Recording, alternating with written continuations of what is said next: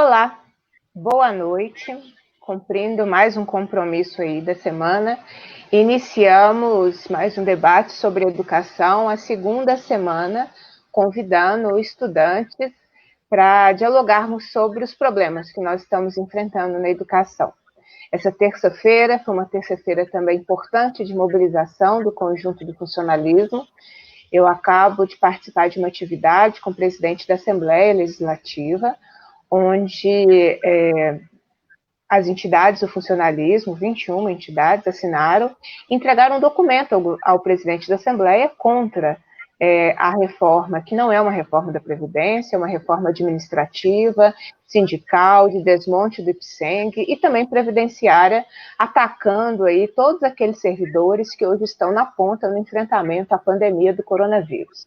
O governador, que deveria se preocupar com a vida desses servidores e em valorizá-los, se preocupou em atacá-los. Então, essa movimentação de hoje na Assembleia foi muito importante. O presidente da Assembleia recebeu presencialmente 2 representantes e outros 18, 19 participantes virtualmente.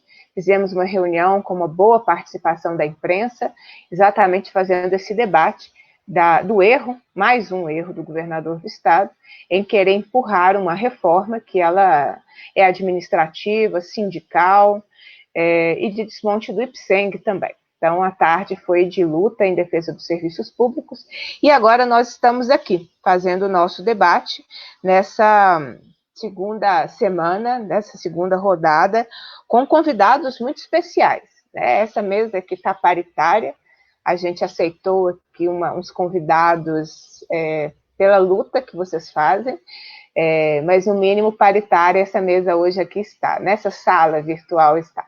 Então, eu queria agradecer a presença de cada um. Eu vou passar para uma primeira rodada, para que cada convidado se apresentem.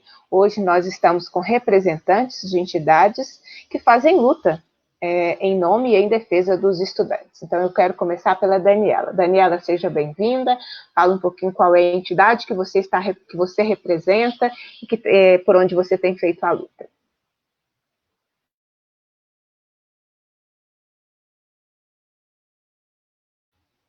O seu microfone, ele está mudo. Tá melhor?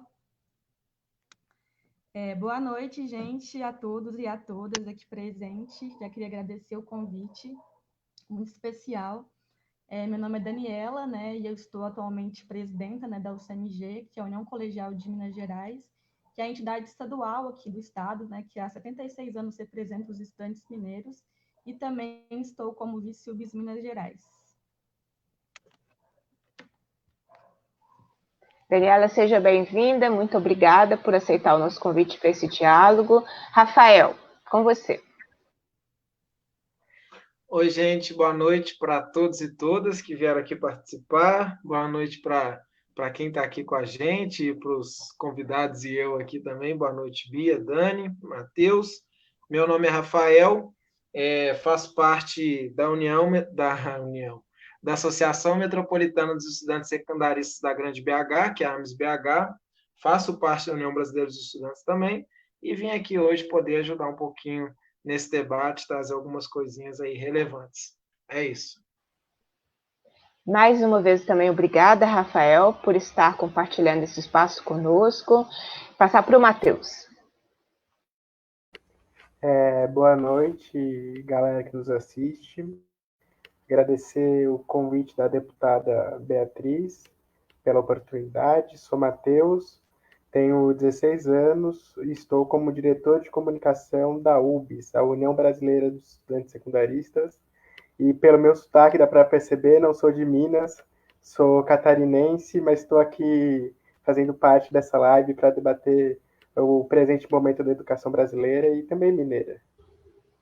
Matheus, eu também agradeço a gentileza do seu convite, né, de você compartilhar esse momento conosco. Esse momento de pandemia e de atividades presenciais, né, suspensas, nos fez nos reorganizarmos, né? Como as audiências públicas, as atividades presenciais na Assembleia estão suspensas desde a segunda quinzena de março, Então, daí veio essa ideia de semanalmente eu tenho lives fixas na terça e quarta, para debater as questões que em outros momentos a gente debateria lá na Comissão de Educação da Assembleia Legislativa, fazendo essa luta. Então, agradeço também a possibilidade de você estar conosco. E eu queria exatamente começar, nós estamos aqui com 3 entidades importantíssimas, que fazem lutas em defesa de uma educação pública e dão voz, né? É a realidade dos estudantes. Eu queria exatamente perguntar para vocês como vocês têm visto esse momento. Aqui no Estado, as aulas da rede estadual estão suspensas desde o dia 18 de março, e desde o dia 18 de maio nós estamos com o ensino não presencial. Cada rede municipal aqui no Estado tem uma realidade, muitas estão com atividades paralisadas, outras no só com teletrabalho, outras tentaram imitar o modelo fracassado da Secretaria de Educação de ensino não presencial. Queria que vocês dissessem, na perspectiva de vocês, com a realidade que vocês vivem, como vocês têm visto esse momento da educação, nesse período aí da pandemia que nós estamos enfrentando no nosso país. Podemos começar pela Daniela. Oi, gente. Então, eu acho que a gente está vivendo um momento histórico, né?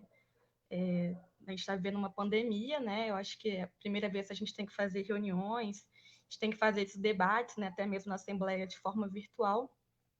E estamos vivendo também uma crise econômica também no nosso país, né?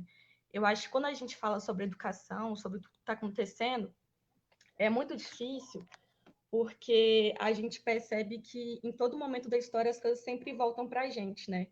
Assim como a UBS, a UCMG, a todas as entidades, né, até mesmo os parlamentares, participaram de diversas lutas importantes para a história do nosso país, né? Desde a época da ditadura militar, do Fora Collor, recentemente do Fora Temer, as ocupações, e os estudantes nunca ficaram parados diante a um problema, diante a injustiças e a desigualdades, né? E o que a gente mais tem feito agora, e mais a gente tem mais discutido é sobre as desigualdades que a gente está vivendo no nosso país, né? E quando se fala sobre educação, as coisas só aumentam, né? A gente, no movimento estudantil, a gente sempre fala sobre a importância da gente ter um ensino público, gratuito e de qualidade. E o que a gente está percebendo agora, nesse atual momento, né, com as coisas e as reclamações que a gente está recebendo dos estudantes, é que a educação ela não está sendo gratuita, né? Porque a gente está tendo que arcar e pagar com a internet para ter acesso aos PETs, né, e às atividades do governo. Não está sendo de qualidade, né, porque o ensino, as apostilas está totalmente desigual e tanto a ortografia quanto até mesmo os fatos históricos citados são totalmente controversos e não está sendo público, né, porque o Estado não está ajudando, né, a disponibilizar de forma gratuita para que todo mundo tenha acesso. Então, acho que a gente está vivendo um momento muito difícil, né? Eu acho que essa pandemia só agravou ainda mais a questão da educação, né? A gente já começou o ano letivo com vários problemas, né? Que a gente estava aí na luta junto com o Sindiúti, os sindicatos na greve, né, da educação. Então, em dia a luta, né, lutando para que os professores tivessem o seu 13º, para que tivesse seu salário em dia, e a gente nunca poderia imaginar que a educação chegaria nesse momento, né? Eu acho que todos querem uma educação de qualidade, eu acho que todo mundo quer uma educação que seja igual para todo mundo, né? Porque não é justo que eu aqui, né, em Belo Horizonte, possa ter acesso à internet, possa ter acesso ao smartphone, até mesmo ao lan house, e as pessoas que são do interior não conseguirem sinal de internet, não conseguirem ter acesso ao aparelho, ou até mesmo a Rede Minas, né, onde está sendo disponibilizado as artes. Então, acho que quando a gente vai falar sobre educação, é isso, né? A gente está vivendo um momento no nosso país onde os ricos ficam mais ricos, os pobres mais pobres, e a gente tem que pagar por essa crise, né? A gente não quer que a educação seja cada dia mais prejudicada com tudo isso, né? Então, a gente está lutando aí com unhas e dentes para poder garantir, de fato, que todo mundo tenha acesso ao ensino, mas que seja um ensino também de qualidade, né? Que não seja esse ensino aí do governo Bolsonaro, do governo Zema, né? Que é um ensino que não atende aos estudantes mineiros, né? E brasileiros também. Acho que é mais ou menos isso. Rafael, como é que você tem visto esse momento aí da pandemia e a educação na perspectiva, né, sua enquanto estudante? Não, gente, então, boa noite. Eu acho que o que a Dani falou, concordo muito com o que a Dani falou, acho que já conseguiu iniciar muito bem o nosso debate. Eu acho que é isso, assim, nós vivemos um período hoje no nosso país muito difícil, e é um período principalmente muito difícil para a juventude no geral, né? E principalmente, eu acho que para a juventude que está nas escolas, que eu acho que é o que a gente, o objetivo da nossa discussão hoje, né? Principalmente. E eu acho que por vários motivos, assim, acho que muitas coisas colocam desafios para nós. Primeiro, porque hoje a gente vive um momento fora da escola, né? A distância da escola é algo muito ruim. Para pensar que quem estava de segunda a sexta indo na escola, que é os locais que a gente tem as nossas amizades, tem os nossos ciclos, enfim, a ida para a escola temos nossos amigos, a volta, enfim, onde é que a gente tem as nossas principais relações. Então, acho que isso já é um negócio muito difícil, essa quarentena, esse momento de pandemia, tem colocado a situação difícil, porque a escola é um espaço nosso de convivência e tal, e ficar longe é uma questão difícil, principalmente quando você fica longe da escola e de tudo, né? Então, acho que isso já é uma situação muito precária. E aí eu acho que sobre a educação em si, e todos esses projetos que a gente vive, das aulas remotas também, entram nesse processo, nessas dificuldades que a gente vive. E sobre a questão das aulas remotas, acho que a gente tem vários desafios hoje, né, com relação à educação. Seja por conta do acesso, que quando a gente fala que quase mais da metade da juventude dos estudantes não tem um acesso à internet no nosso estado, quando tem é muito limitado, mas que a gente também não é só o acesso à internet, né? Ter um computador, um local que dê para estudar, porque não adianta ter internet no celularzinho do tamanho da palma da sua mão, que você não consegue nem enxergar o seu professor, o que está escrito na televisãozinha lá da Rede Minas, que é menor ainda do que o professor que está dando aula. Então, de ter as condições de acessar essa educação, eu acho que é um primeiro desafio que a gente tem. A segunda questão é as dificuldades mesmo para conseguir estudar, né? Porque a gente sabe que conseguir estudar é ter uma internet, mas é também ter um quarto, um local para você estudar, e a gente sabe que, infelizmente, a maioria dos estudantes nem isso tem. Divide uma casa de 3, 2 quartos com mais 4, divide o quarto com a avó, com a mãe, e que não tem uma condição de conseguir estudar, mesmo que queira parar para estudar, e porque não tem um espaço. E também porque a maioria esmagadora da juventude, nesse momento que a gente vive, tem que trabalhar, ajudar as coisas em casa, fazer um almoço, ajudar a mãe, a avó, cuidar dos irmãos. Então, eles colocam vários desafios para a gente conseguir manter esse ciclo de educação, conseguir estar sempre tendo acesso. Mas eu acho que, para finalizar as últimas questões, eu acho que a gente também deve pensar muito agora, principalmente nós que somos vivemos educação, seja a gente aqui enquanto estudante, eu, Dani, Matheus, mas Bia enquanto deputada e que tem essa pauta de educação e que é professora também que sabe, eu acho que a gente tem que discutir muito os efeitos dessa pandemia e como que a gente vai se preparar para quando isso chegar. Porque todos esses problemas que a gente diz hoje, eles vão ter uma consequência. E eu acho que é algo que a gente tem que pensar muito, porque, por exemplo, nós temos que discutir hoje sobre a evasão escolar. Quantos estudantes não vão desistir de estudar quando não tiveram 6 meses, 7 meses sem acesso a nada de estudo, sabe? Quanto que a gente vai voltar atrás? Porque se nas férias a gente já esquece como é que faz uma conta, imagina numa pandemia de 6, 7 meses, sabe? Então, isso é um negócio importante. A perspectiva que a gente sempre teve dificuldade de ter, principalmente enquanto estudante, enquanto pobre no nosso país, que sempre foi difícil ter uma perspectiva de vida, né? Que todos os sonhos que a gente tem costumam ser roubados, né? Porque a gente não tem condição, enfim, acesso.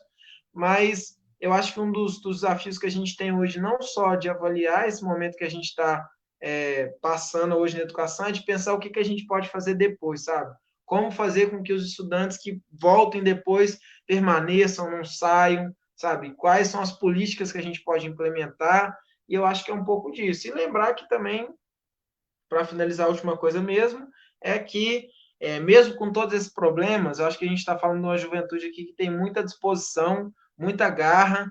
Não à toa foi a juventude que botou esse ministro Weintraub para correr, fugido, que está lá nos Estados Unidos agora, de medo da pressão e da gente ter botado ele para fora daqui por conta da nossa luta. Ou seja, é uma juventude que tem muita disposição de fazer, muita energia. Enfim, eu acho que é possível a gente vencer essa pandemia e conseguir dar cada dia saltos aí em defesa da nossa educação. Mas é um pouco disso, desculpa ter falado mais.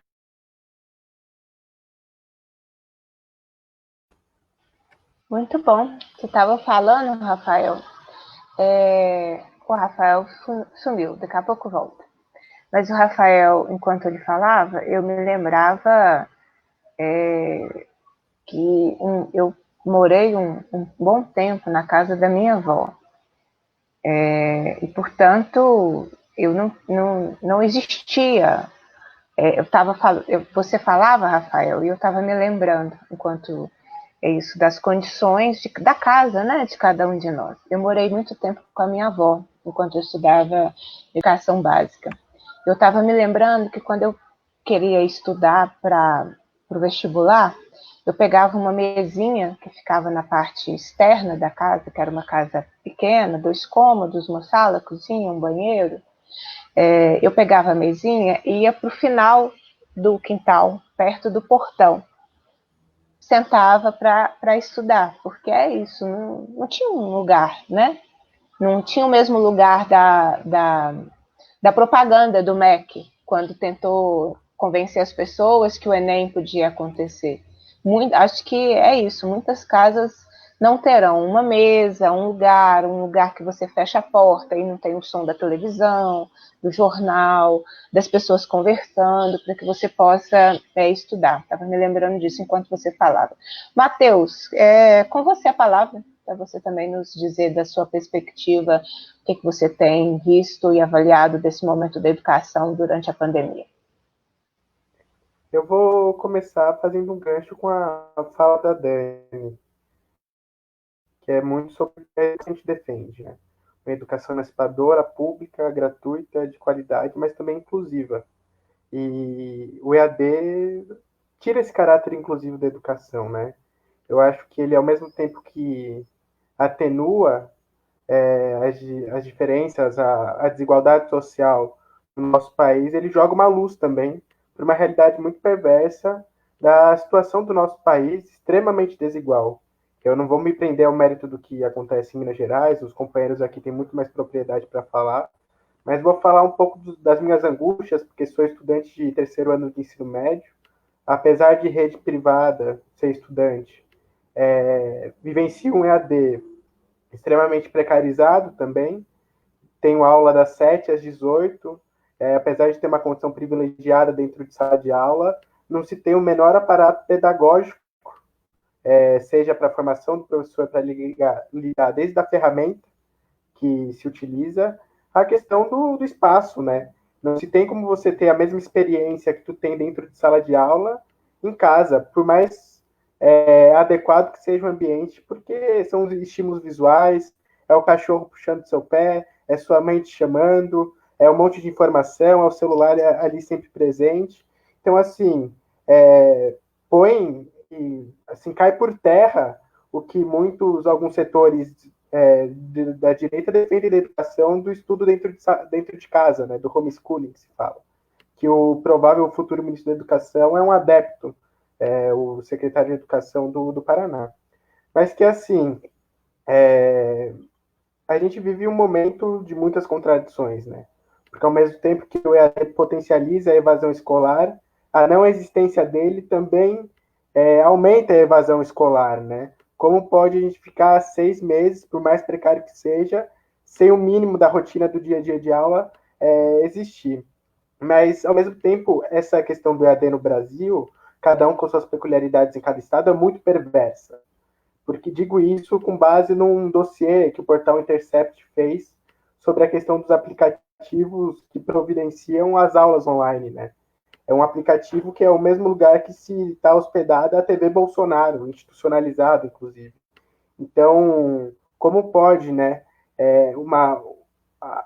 a empresa que fornece esse aplicativo é uma empresa de origem muito obscura, que chega até a transparecer ser de fantasma, que tem experiência no Paraná, no Amazonas, com essa questão do aplicativo. Ao mesmo tempo, o Paulo Guedes, junto com a sua irmã, são os maiores investidores da rede privada de educação, que fazem um lobby muito grande pela questão do EAD. Então, são muitas questões postas no tabuleiro, né? Desde a luta do combate à desigualdade, mas a luta também institucional contra esse projeto de desmonte da educação pública que se tem por uma consequente privatização. É uma perversidade que atinge desde a educação básica, a escola privada, cada um com a sua peculiaridade, mas que é trágico, no mínimo trágico, a realidade que a educação do nosso país vive, muito fruto da irresponsabilidade do secretário de Educação da maioria dos estados e também do governo federal.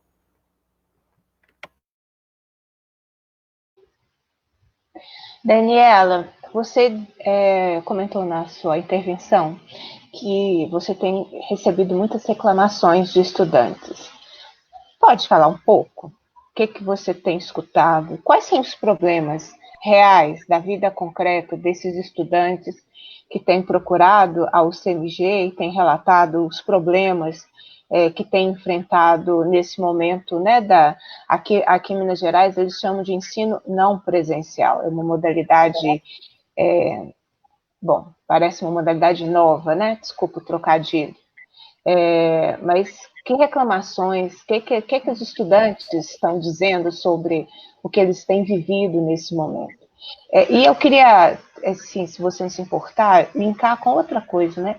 Que é exatamente essa condição de estudar, né? A gente comentava um pouco, o Rafael dizia um pouco isso dessa condição objetiva, a vida está ficando mais difícil, e quando isso acontece na casa da gente, a gente começa a buscar emprego, mesmo que na informalidade. Como é que está a vida do estudante? Porque eu acho que é fundamental, sabe? Assim, a gente entender essa vida concreta nesse momento que os estudantes não estão se encontrando, né? E, portanto, a realidade de cada um, que por mais difícil que seja, as pessoas estão invisibilizadas nessa situação. Sim. Então, Bia, eu acho que, né, esse ano a gente já começou, né, nesse último período a falar sobre a questão do Enem, né, que foi uma grande vitória dos estudantes brasileiros, né, todas as mobilizações que a gente fez na internet, nas redes, a gente conseguiu alcançar um público muito grande de pessoas, né, para poder estar nessa luta junto com a gente. Tivemos muito apoio também de professores.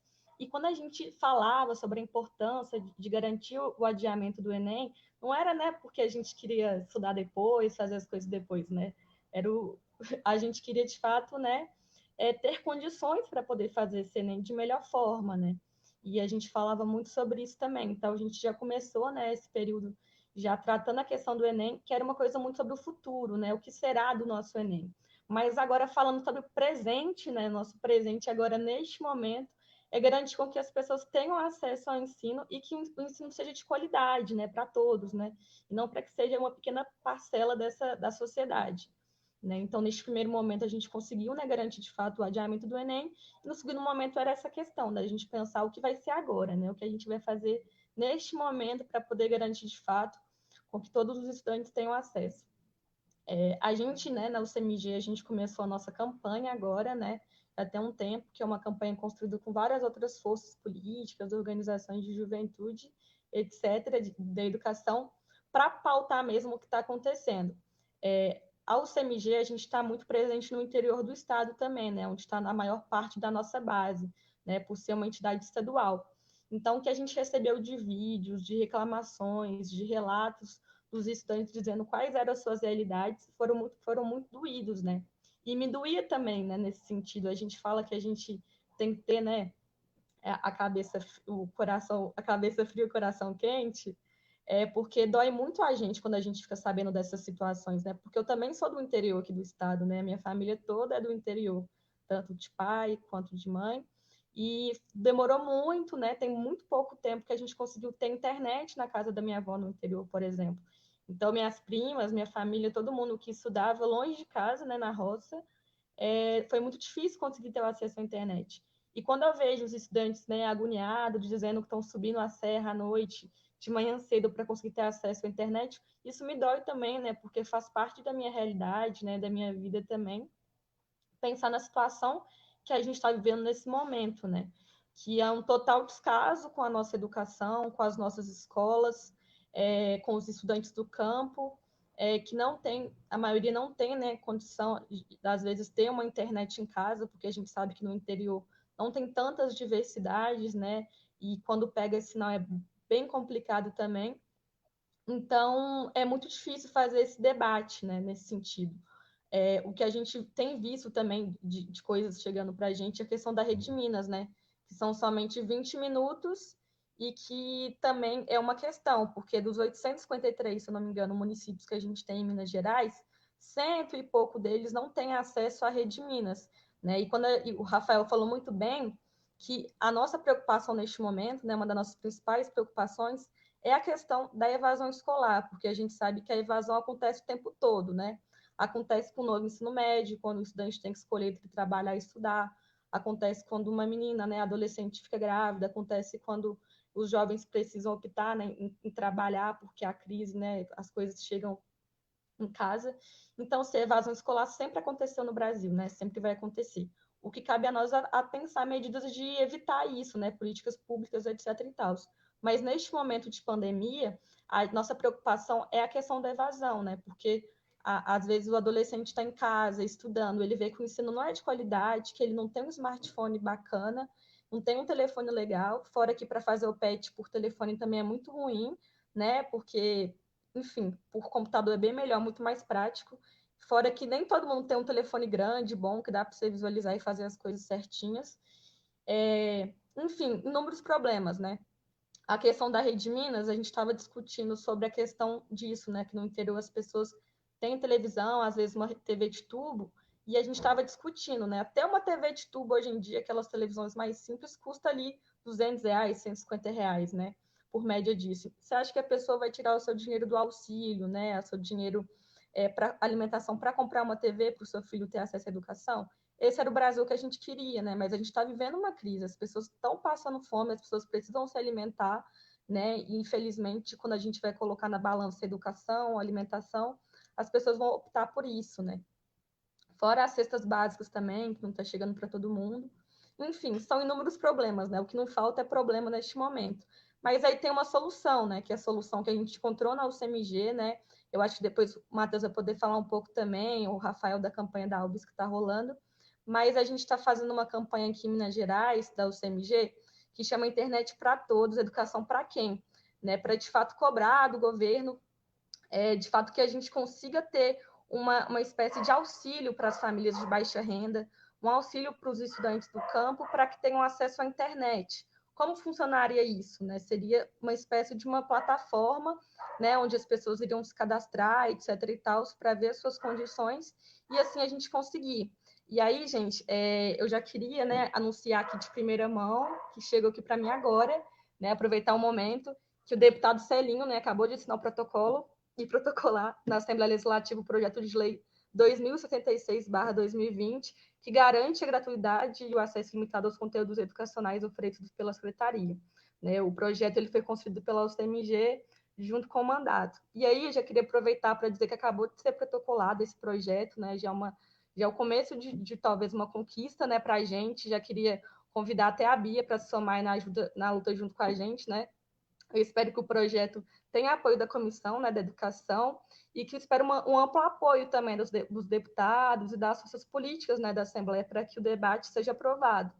E aí eu acho que é um começo, né? Eu acho que a gente não vai acabar com a desigualdade, com todos os nossos problemas de uma vez só, mas eu acho que esse projeto, né, estou até emocionada, a gente acabei de ver a notícia aqui, que acabou de ser assinado, que, né, vai chegar a entrar em discussão na Assembleia Legislativa e, né, queria o apoio da Bia também, né, por ser liderança da Comissão de Educação, para ajudar a gente a aprovar esse projeto, para que as famílias de baixa renda, para que os estudantes do campo tenham acesso à internet, que possa ser nosso primeiro passo aí, para que a gente possa garantir, né, mais direitos, mais condições para que esses estudantes de baixa renda tenham acesso à internet, possam fazer o seu PET ali tranquilo.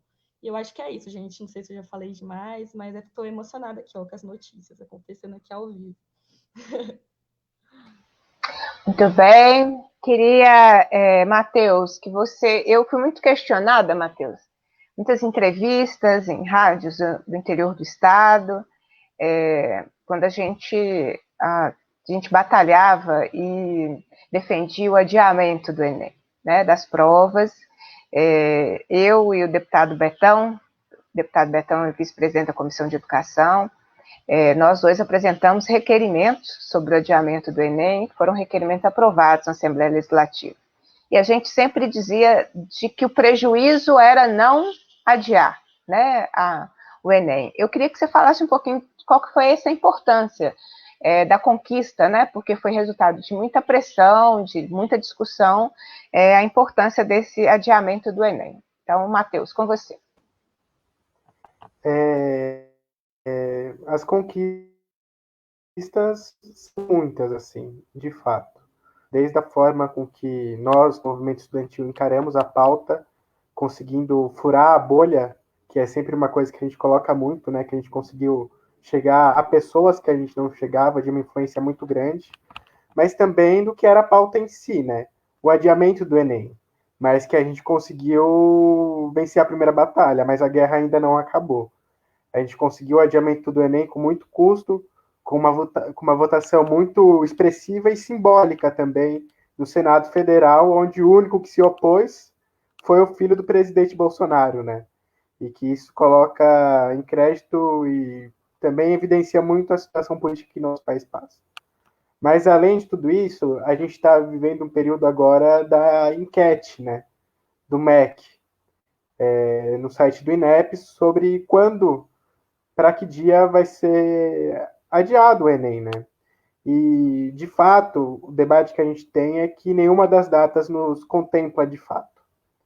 A mais distante, que é no mês de maio, eu confundo os meses, perdão, mas que inviabiliza a questão do SISU, né? Que é uma grande forma da democratização do acesso à universidade pública no nosso país. Janeiro é na segunda semana, que a gente sabe a confusão que é de virada de ano, não sabe como vai ser essa questão da pandemia, como que vai ser as festividades e tudo mais.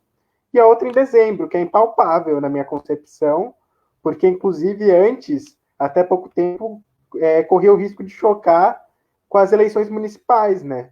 Então, assim, a pergunta que a gente faz é qual é o critério que o Ministério da Educação adotou para isso, sabe? Não é só você jogar um número simbólico de diferença de dias de uma data para outra. Tem que se pensar, e uma luta que a UBS, junto com as demais entidades estudantis, pauta, é muito uma questão da construção de forma coletiva, com profissionais sanitários, da saúde no geral, professores, trabalhadores da educação e estudantes, para pautar a data que a gente quer, né?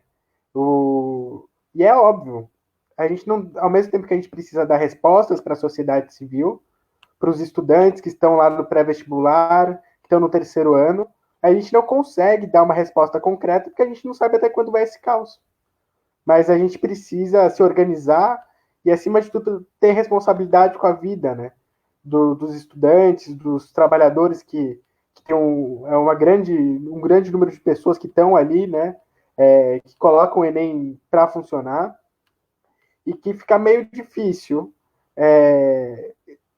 as respostas porque não se tem um ministro da Educação. O Weintraub, que foi posto para correr pelo movimento estudantil, que inclusive foi uma grande vitória das entidades também, porque era um ministro ideologicamente mais alinhado com o Bolsonaro. A gente viu naquela reunião ministerial as coisas que ele falava sobre ataque à democracia, às instituições. Então, acho que foi uma vitória, acima de tudo, uma vitória contra o fascismo também, que acende no nosso país. Mas voltando à questão central do que diz respeito ao Enem, a gente precisa se organizar. Parlamentares, professores, educadores no geral, né, estudantes e profissionais da saúde, para, acima de tudo, apresentar uma resposta concreta. Porque a gente está cansado de ter que escolher pelo menos pior. A gente quer o melhor para a nossa juventude, para conseguir realizar o grande sonho, que é entrar na universidade. E só mais uma questão que é muito importante de debater sobre a enquete. Muita gente sequer sabe da enquete. Isso é uma questão muito importante.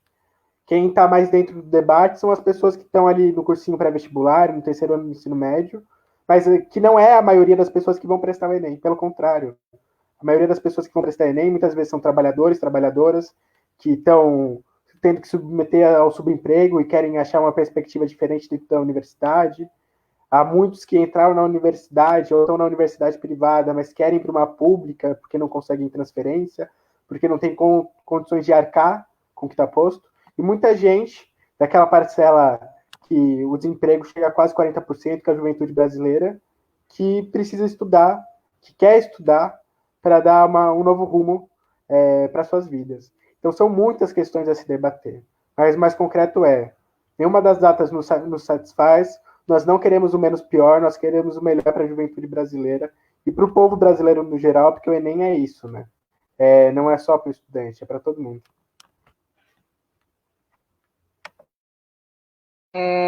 Eu ia agora perguntar para o Rafael, quando ele retornar, eu volto para ele. Mas então eu queria fazer uma última rodada com vocês, começando pela Daniela, da UCMG.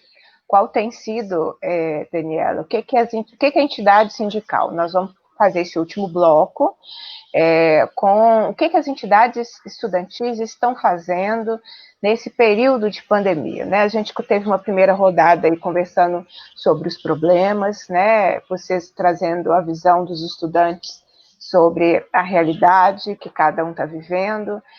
Conseguimos conectar isso a um debate de uma política geral da educação no país, né? Com o debate do MEC, com o debate do Enem, com a vida concreta aqui no Estado, com as questões socioeconômicas, né, a preocupação com a evasão escolar, que foi o que o Rafael trouxe bem, que acho também que é uma situação muito concreta, porque a desistência que está acontecendo agora, ninguém está vendo, porque o estudante não está na escola, não é? As telesalas, elas não tem problema com quantos estudantes estão na telesalas, mas os relatos, eu até deixo escrito aqui os relatos, assim, numa sala de 35 alunos, 6 vão para a telesala.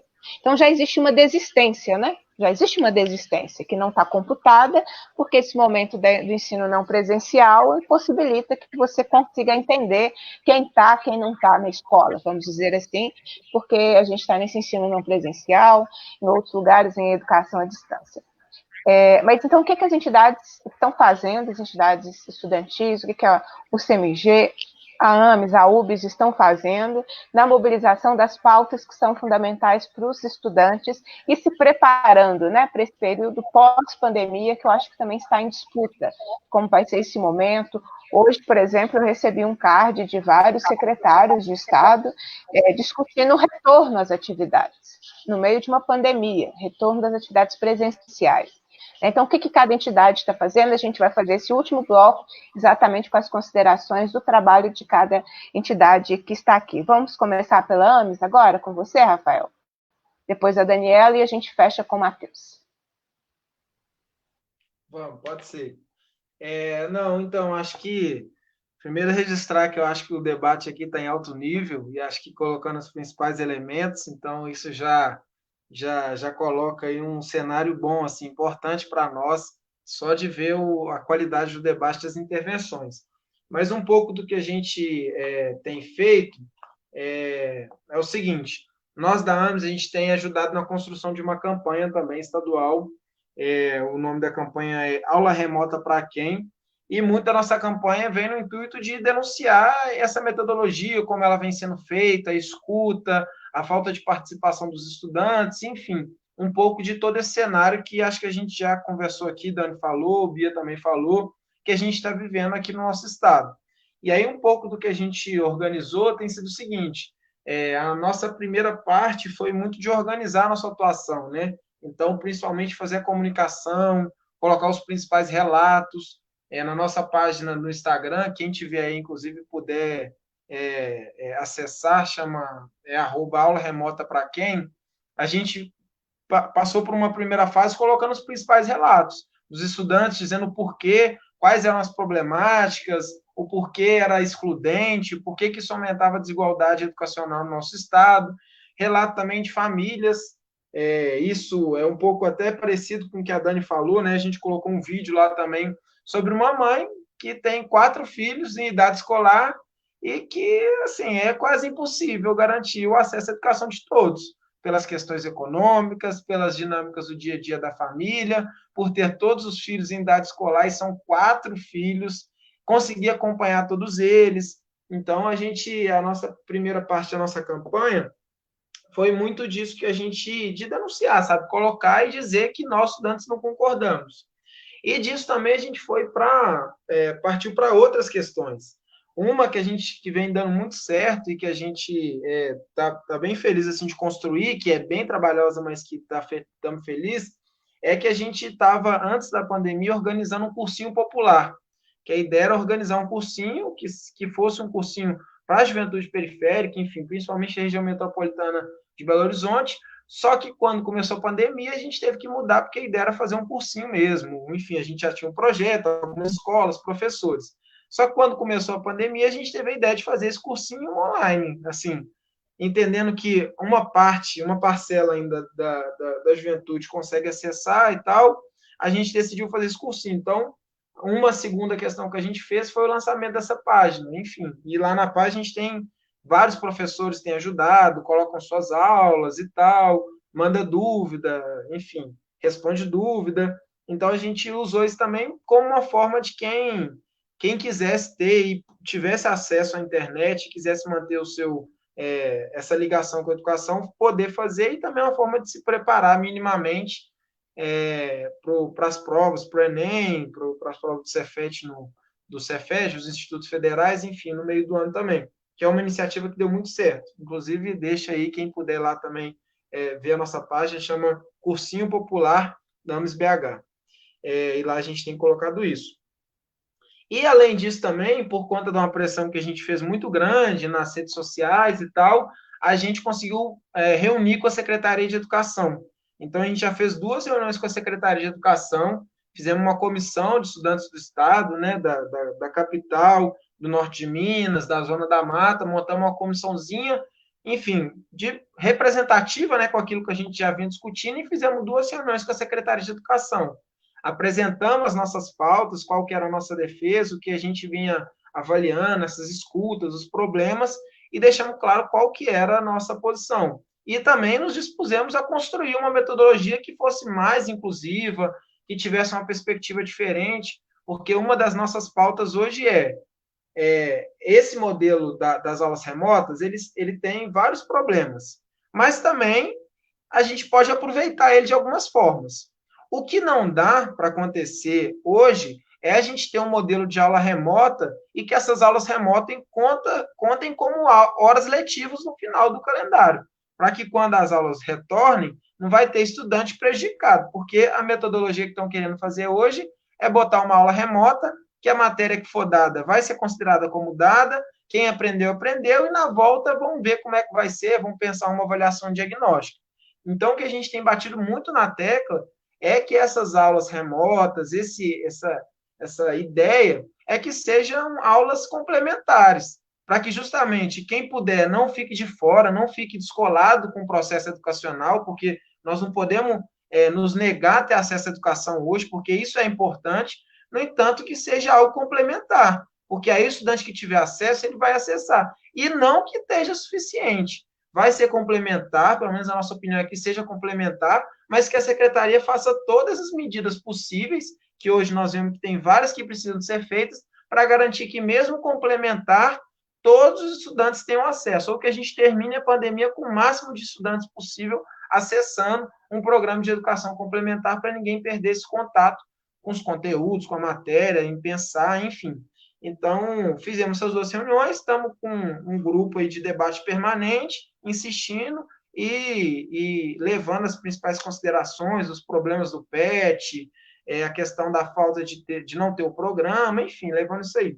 E, por fim, para finalizar, a gente montou um formulário online há cerca de um mês atrás, e esse formulário online que a gente fez colocava algumas perguntas relevantes para nós, tipo acesso à internet, se era Wi-Fi, se era dados móveis, se tinha um local para você estudar, se tinha que fazer afazeres domésticos, enfim.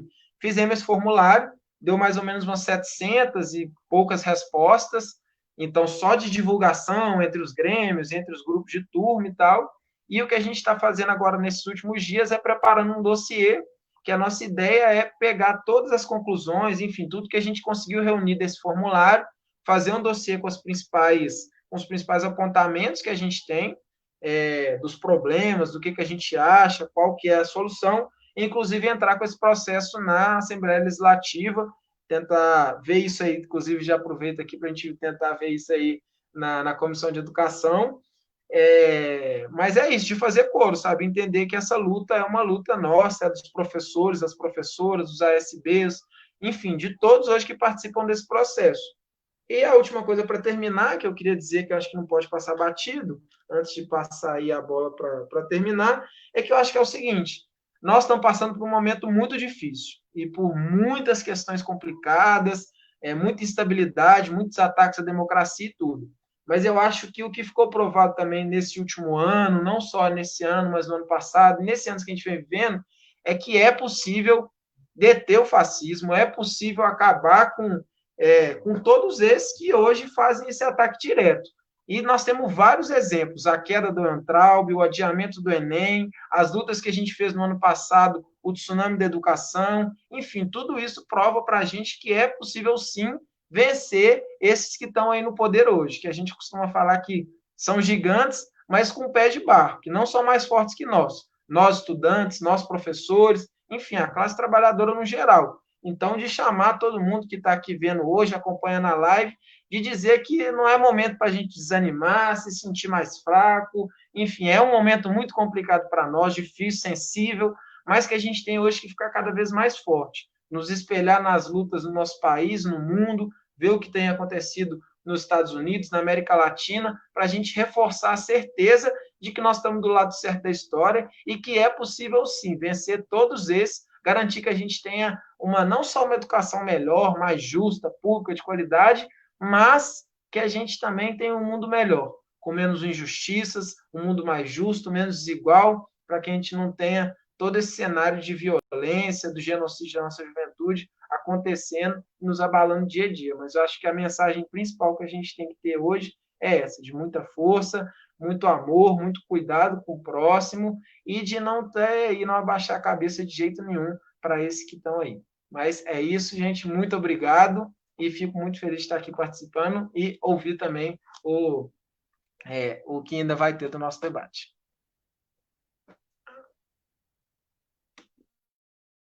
Bacana, muito obrigada, Rafael.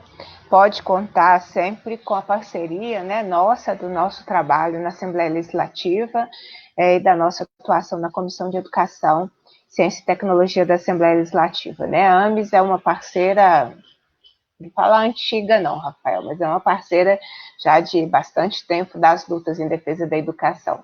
Daniela, para suas considerações finais e depois a gente fecha com o Matheus. Então, gente, vou dar minhas considerações finais aqui, né? Já estamos quase esgotando o tempo. Mas eu acho que é isso, né? A gente começou o ano já com muitos problemas, né? Muitas tragédias, né? Vamos dizer assim. Mas eu acho que a gente conseguiu dar um jeito para cada coisa, sabe? Eu acho que quando a gente fala que a gente é secundarista, né? A gente usa muito a frase que a gente faz parte de uma rebeldia consequente, sabe? A gente não é rebelde sem causa, não. A gente sempre tem uma consequência disso e a gente é responsável, né, por o futuro do nosso país, mas também a gente precisa ser o presente, né? Sempre falo sobre isso. E seu presente é isso, né? A gente está nas lutas, é a gente lutar por uma educação de qualidade, a gente não pensar na nossa própria barriga, né? É pensar em todo mundo que está na nossa volta, porque desde sempre, né? Eu lembro da gente comentando que quando surgiu os caras pintados, até mesmo as primeiras manifestações do Fora Collor, né, surgiram em Belo Horizonte, a gente lembra das carreatas saindo do Estadão Central, até mesmo do IENG, e os estudantes sempre fizeram parte da história, e não vai ser agora que a gente está passando por um momento difícil que a gente vai parar, né? A gente está sempre de cabeça erguida, pensando no futuro, pensando no que a gente pode fazer para contribuir e para melhorar a vida de todo mundo, né? Que é o que a gente mais quer. Em relação ao CMG, a gente começou ao nosso processo, né, de desenvolvimento de conteúdos online E a gente fez um canal, né, no YouTube, onde eu estou apresentando alguns temas relacionados à educação toda semana. Então, vocês podem entrar lá, o CMG Educação. Já deixar também, né, o Instagram da UCMG, que é o UCMG Banda Larga Oficial, para todo mundo acompanhar aí o que está rolando na educação, no nosso dia a dia. E dizer que é isso, né? Estamos com a nossa campanha aí na internet para todos. Estamos fazendo ações diárias, estamos fazendo muita coisa aí, estamos discutindo muito sobre a educação na nossa página também, fazendo conteúdos diários. E eu conto aí com a ajuda, né, e a força de toda essa juventude aí para a gente continuar fazendo as coisas andarem, né? O trem tem que continuar andando e fica todo mundo em casa, né, gente? Se protegendo, usando álcool em gel, né? Todo mundo bonitinho, não pode esquecer. E no mais é isso, gente. Nosso tempo está esgotando aqui. E aí vou passar para o Matheus. Daniela, da mesma forma, também agradeço a parceria, né, colocando aí a nosso trabalho, nossa atuação parlamentar a serviço da luta do movimento estudantil. Nesse período de pandemia, eu apresentei, se eu não me engano, 29 projetos de lei específicos sobre pandemia, e um dos projetos de lei foi, aí diz respeito, né, ao ensino superior, mas uma coisa que atinge muito os estudantes, que é a ausência da assistência estudantil. Então, tem um projeto de lei em tramitação na Assembleia para que a assistência estudantil, tanto na UENG quanto na Unimontes, não sejam cortadas no período da pandemia. E também um outro projeto de lei que atinge a juventude, a gente vai se lembrando aqui da atuação parlamentar, um outro projeto de lei que também dialoga com a juventude, é que o Estado não faça a interrupção de bolsas da FAPEMIG, porque inclusive tem uma parte de bolsas que é do ensino médio, né? Além do ensino superior, que o governo do estado não faça a suspensão das bolsas da FAPEMIG no período da pandemia, porque uma das questões que nós denunciamos foi a suspensão de, se eu não me engano, 400 bolsas da UITEC. Então, a gente tem essas duas iniciativas, entre outras, né, que a gente tem para o debate em relação à juventude que tem o direito de estudar, né, e o Estado tem a obrigação de fornecer condições de acesso, permanência e qualidade na educação. Matheus, com você, então, para suas considerações finais. Me sinto, de fato, muito contemplado pelo que o Rafael e a Dani colocam, porque a nossa luta está sendo junto, então uma ação de uma entidade reverbera na outra, sabe que o momento, apesar das peculiaridades estaduais, regionais, municipais, o cenário geral é o mesmo, né? Que a UBS busca protagonizar finalmente o que a gente sempre faz das nossas lutas institucionais, articulando-se no parlamento, na Câmara de Deputados, no Senado Federal, mas também da nossa luta para intervir no dia a dia, na realidade concreta do estudante, né? Não que uma coisa seja desassociada da outra, né? Mas que do nosso papel como provedor também de cidadania. Mas à frente termino de colocar para compreender mais isso que eu coloco. Mas a gente está com a nossa campanha da internet para geral, que é uma campanha da questão do pacote de dados, né? Que tem um projeto de lei em trâmite no Senado que provê à rede estadual, federal, aos estudantes no geral a gratuidade do acesso, né? E também tem a questão do 4G, de uma campanha que a gente está agora com cursinhos populares, de conseguir meio que um apadrinhamento de pessoas que se sensibilizam, que têm condições de promover essa dignidade com um pacote de dados para estudantes de cursinhos populares. A gente sabe que quantitativamente é pouco, mas qualitativamente é muito, porque a partir do momento que a gente teve minimamente na realidade de uma pessoa, já cumprir com o nosso papel de entidade. Claro, a gente sempre sonha em expandir nossos projetos, que a gente tem como perspectiva, a gente sonha, mas acima de tudo, a gente pode confundir o papel de uma entidade estudantil com o que é o papel do Estado também, né? Que se coloca muito ausente. claro, a gente tem que dar a nossa colaboração em cidadania, em dignidade para os estudantes brasileiros, mas cada dia que passa a gente vê mais o Estado, principalmente o governo federal, se esvaindo da responsabilidade que tem, o que é muito sintomático é a questão da enquete, né? Quem deveria deliberar sobre quando é mais adequado seria o ministro da Educação, não os próprios estudantes, carregando o fardo de ter que decidir por quase 3 milhões de inscritos que tem no Enem. Mas, para além disso, entre essa semana e a semana que vem, a UNE e a UBS vão estar lançando mais um projeto que a gente está construindo, que ainda não pode ser dito o que é, mas que é um projeto que tende a ficar, inclusive, marcado para a história da luta do movimento estudantil e também de todo o campo popular e democrático que, assim como o Rafa deu um recado final, que a gente não pode cair na apatia, a gente tem que se unir nos setores mais amplos da nossa sociedade, porque a luta tem dois pilares centrais que coexistem, né?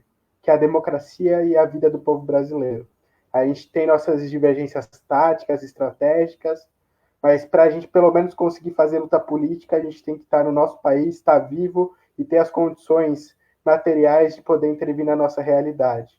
É o momento de não fazer a política com fígado, mas ter estômago para aguentar e sentar ao lado do que outras horas foi o nosso adversário, mas ter consciência e o altruísmo de saber que o momento que a gente vive não são as mínimas diferenças programáticas que vão ser uma barreira para a construção e para a efetivação dessa frente ampla para resistir aos ataques que nossa democracia vive, especialmente a educação, principalmente do que diz respeito, peço desculpa por estar me alongando, mas ao Fundeb também agora, que só com uma ampla articulação que a gente vai conseguir garantir um programa que a gente quer que não seja programa de Estado, né, que seja constitucionalizado para o fomento da educação do nosso país. Mas é isso. Agradecer a oportunidade, que a UBS, tenho certeza que a UBS, o CMG e a AMES estão na vanguarda da resistência, sabemos que podemos contar com a combativa companheira Bia e que ainda tem muita batalha para travar para a gente vencer essa guerra.